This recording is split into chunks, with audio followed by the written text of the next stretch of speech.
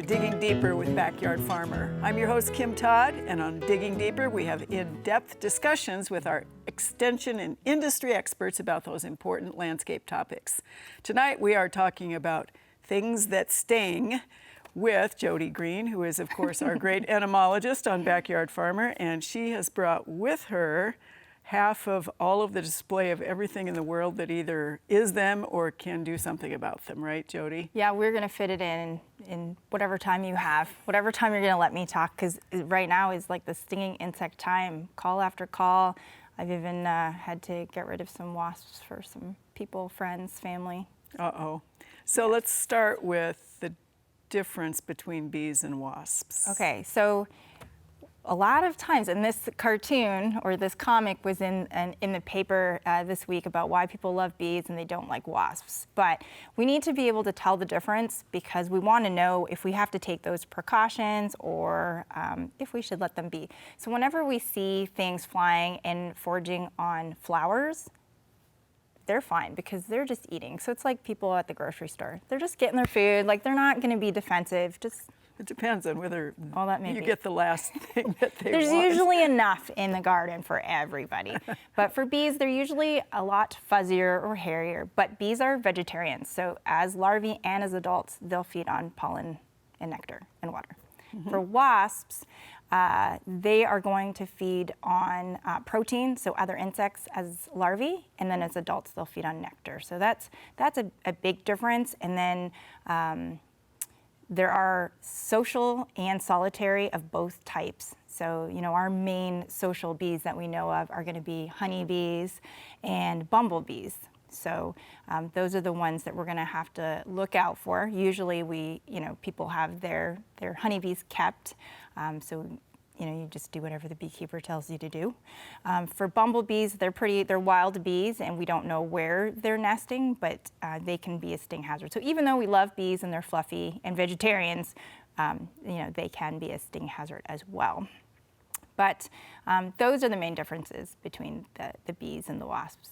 So when you say social, for our viewers who aren't sure what that means, what does that mean? Okay, so social, like people are social, we need each other, we take care of each other. So for colonies that are social, and so this includes the honeybee, bumblebee, yellow jacket, and the paper wasp. There's a central nest, so it might look like that on the outside, it may look like a paper wasp nest, it may look like this underground, but there is one queen or one egg layer, and so she is kind of like the mother, and then there's a lot of workers doing the work and defending the colony. So that's like the castle, and they will defend it. So that is why it can be pretty dangerous. So the social wasps and bees are going to be what's going to be the danger stinging insect. However, all of these female insects have a stinger because that's a modified egg-laying device. So they are capable of stinging. It's just whether they're aggressive or not. All right, so you mentioned bees and wasps, and in your incredibly beautiful box of creatures, what's what here? Okay, so over here we've got bumblebees at the top, and then right below them with the shiny abdomens, those are carpenter bees. So they're both bees, you can see they're kind of furry, but this bumblebee are going to be social, and the carpenter bee are going to be solitary. Even though they may have nesting aggregations, so they may live close to each other, each female has its own nest or provisions or takes care of her own offspring. Okay. And then the rest, I believe, are wasps, except for this top one right here. These are carpenter ants. Bees, wasps, and ants are in the same order. So it's good to know that. So bees are actually just a vegetarian wasp, actually.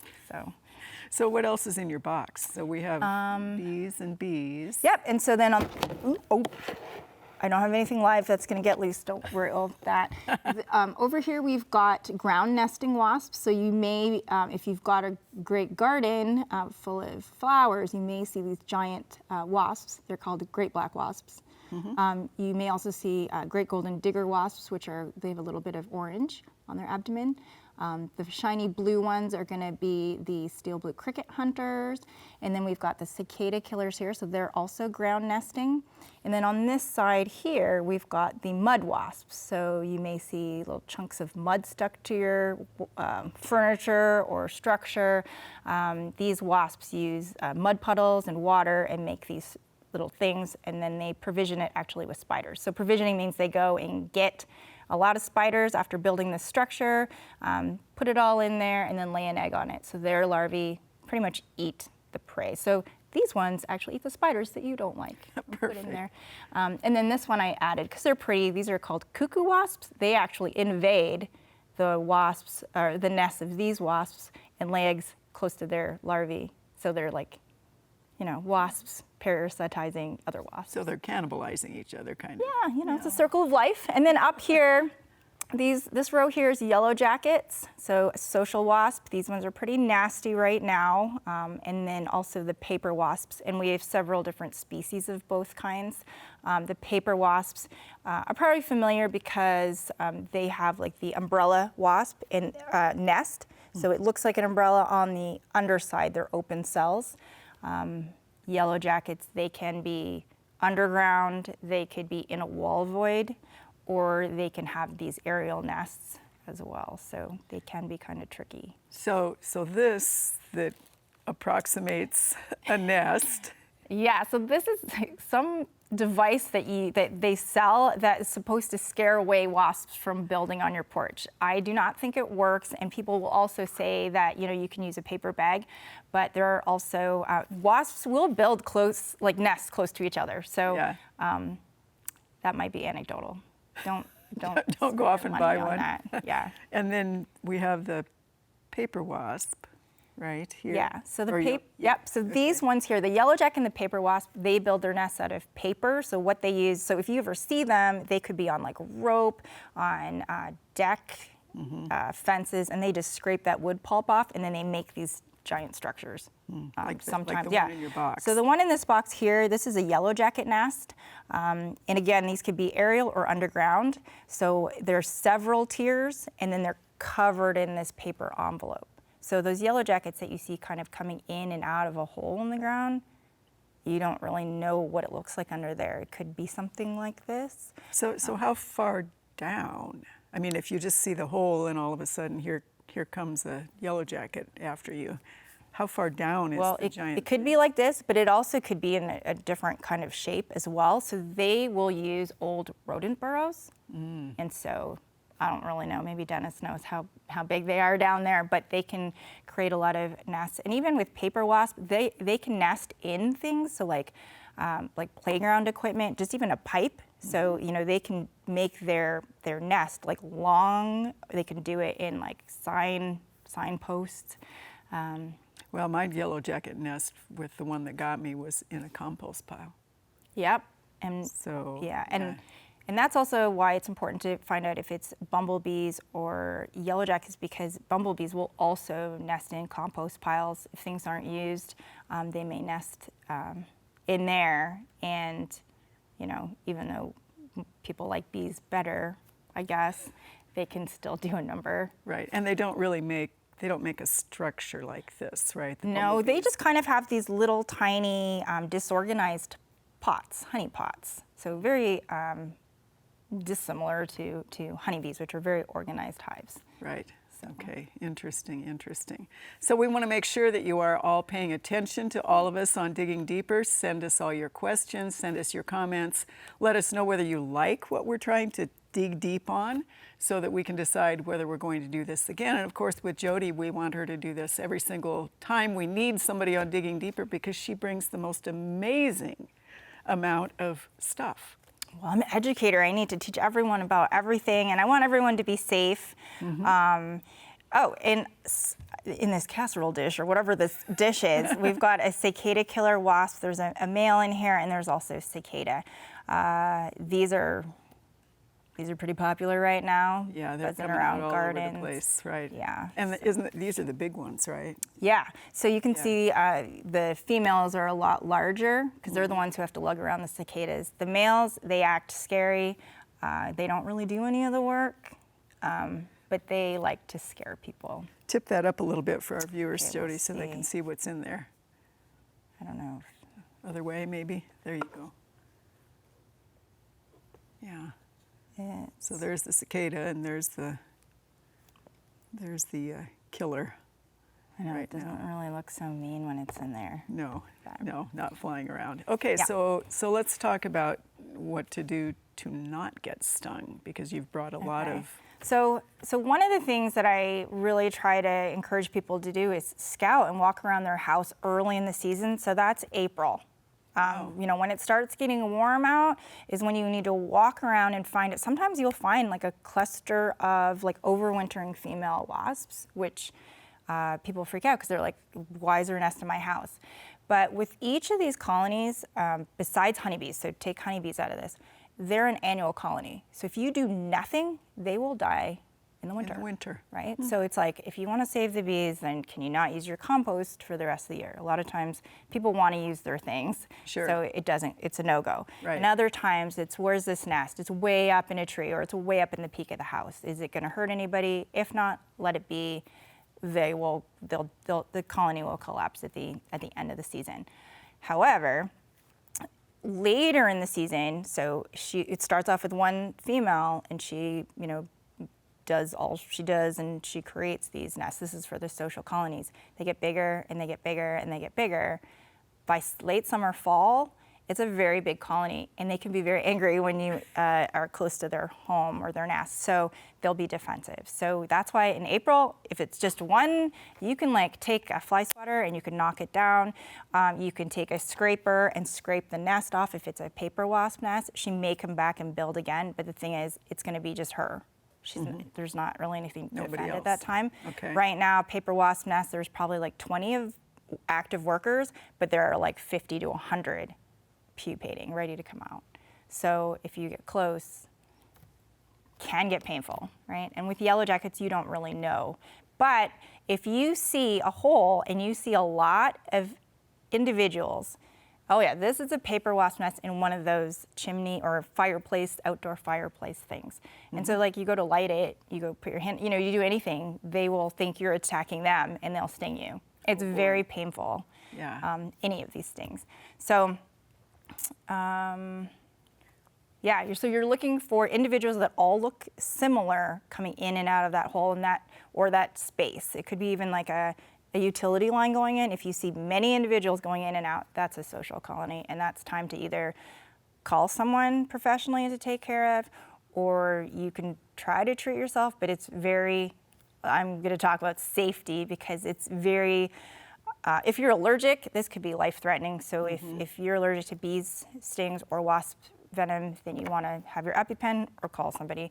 But, so 3 things. You want to do it at night because that's when all the individuals, the whole colony is in the nest. Sometimes it sounds weird, but you want to make sure you're getting them all. You don't want to be treating a nest and having workers come back. Because think about how you would feel if someone was like robbing your house at the time, right? You're going to chase them. It's not going to go well for them, hopefully. So you want to do that at night.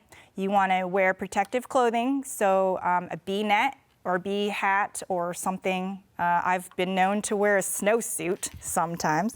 So you want to, make sure your face and neck is protected. You want to wear gloves all the time. I do, and then, because it's dark, then you want to wear a red headlamp. And this one actually is a red headlamp. If you do not have a red headlamp or a red flashlight, you can get red cellophane and put that over top. Do you want me to keep talking with this on? Red cellophane and put it over a flashlight. So the thing is, with these stinging insects, they can't see red. So, Really? Yeah, so that's going to be how you win this game. And then you can use any of the products that they sell at the store that are labeled for wasps. What they do is they knock them down, the colony down really fast, almost like freezing them. They're all going to be like pyrethroids. So I just brought a bunch because there's not one that I that's a favorite. Some of them can knock down like 20 to 30 feet. I would recommend something that you can be farther away. There's also some that have a foaming ability. So if it's going to be in the ground, foam is going to be heavier, so it might go down more and cover more space. I wouldn't recommend foam necessarily for something up high, because it will just drop Dribble all down, the way plop down. Yeah. Right. Yeah. But yeah, that's how you can do things yourself. But and then they also have, if you go to the store, there's always so many different choices. They have a bunch of like different traps. So this one's a yellow jacket hornet trap, a disposable one, and this one uses a pheromone of some sort or feeding attractant to capture. That's just to capture adults. And then there's also other ones that are reusable. I think you can put like tuna or catfish in there. So, or catfish, cat food. The reason why they do that is because later in the season, yellow jackets especially like to come to like our picnics and things and start eating our food. So. Right. Yeah. I would never have thought of putting tuna or catfish like that, yeah. to catch wasps. Yeah, and they go through like times where they really like sugar too, so that's why you don't want to drink your can of pop or soda out. Fall. Yeah, exactly. And then trash management, things like that. So exactly. So we're talking about the ones that sting, but then I know we have a beautiful little solitary bee hotel in our garden. Talk about those for a minute or two. Yeah, so because they're all capable of stinging, well, some are not aggressive. So even if they were to sting, they're not going to come after you. But if you're going to touch, slap, swat, press up against any type of stinging insect that has a stinger, then you can get stung. And so a lot of these ground nesters, if you're walking around with bare feet, that is going to be when you could be stung. But with the solitary bees, so I love my leafcutter bees. Yeah, I can pretty much stick my face all over the place around them, and they are not aggressive at all. But if I squeezed one, they wouldn't be happy. Exactly. All right. So it's all about how we kind of treat our friends. And make sure they stay friendly, and we. So I'm sure, Jody, that you've encountered the people that they're just so petrified of being stung, and they don't differentiate between, they want pollinators, or they want the flowers, or they want flowers that won't attract insects. Is that even a thing? No. Like if you're planting them, they will come because we're feeding them. And a lot of times it's, you can't say like, we just want bees or we just want butterflies. We don't want any, so even with the solitary bee hotels, you get uninvited guests there. Some are going to, be detrimental to your bees and others won't, but it's kind of nature, so. That's the way it goes. Right. So we had a really interesting winter, to say the least, and now we're having a really interesting summer, to say the least, so 100 minus 31. Has that impacted the populations as near as you can tell, or are you seeing, is it the heat, is it the cold, is it both, or is it just we're okay? Well, the one thing that does affect the wasps is early in the season, if it warms up and it stays warm, the wasps do really well because, the female comes out from overwintering and starts her nest, and if there's not a hard freeze or something that takes her by surprise and knocks down the wasp population, they all survive and they get bigger and bigger. Because if you keep knocking it down and she doesn't develop a nest, until later on, then her colonies will be a lot smaller. So with the warmth and the heat and all the degree days that have probably popped in there, they've just been so much more productive. Colonies will be big wherever they are, and so I urge people to go out, check it out, but scout during the day, but treat at night. All right, and so even though we're well past spring now, will they return to the same spot? So if people see one now and they really, they're going to leave it alone, next spring, can you expect them in the same spot or not? Another colony will probably move in because it's all about location. It's like if a house gets sold in your house and you think, oh, I didn't like that neighbor. Well, someone else is going to move into the house, right? So if it's a good place, so if there's a hole there and it's an old road burrow, fill that in. If there's a hole in the wall, seal that gap, things like that, and then be the first to scout those areas under those, under the decks or around the windows. next year. All right, excellent. Well, this is always intriguing, of course, and always fun, and always way too much information for the short amount of time we have. And unfortunately, that is all the time we do have for Digging Deeper tonight with Backyard Farmer. Thanks to Jody, of course, for coming in and talking to us and bringing all of these cool props. We will be back next time with another in-depth discussion. Do be sure to watch Backyard Farmer live every Thursday at 7 p.m. Central on Nebraska Public Media. Thanks for digging deeper with Backyard Farmer.